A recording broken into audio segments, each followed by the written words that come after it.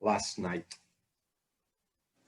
The wind leapt from behind the moon, bore down on the mountain and sharpened its teeth on the ridge before making its run between Palo Verdes, straining to hold on to the ground. It left skid marks where it crossed the road and found a way in the dark along the wash, depositing trash bin lids and leaves all the way until it lost its breath on the highest of the 4 peaks to the east, where it turned into a whisper and disappeared among the stars.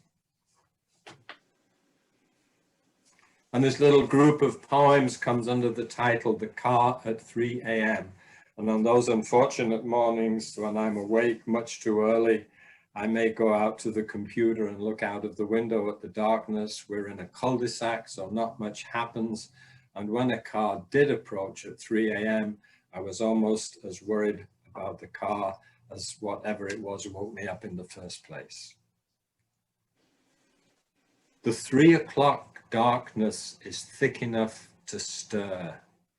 Interrupted dreams fly up to roost in the attics of houses along the street, where a car feels its way slowly to the point at which it must turn back into the land of wakefulness. The animals who descend from the mountain after dusk are threading their way between our sleeping lives. They are ancient in a city, edging toward the future without knowing which God to follow. There are so many books and a different answer in each one.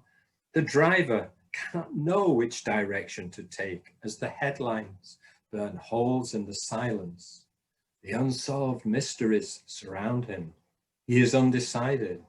The GPS system doesn't apply to heaven or hell. But it's beautiful here, waiting for the desert slopes to rise into the light at dawn, listening for the first bird to call out that he is still alive.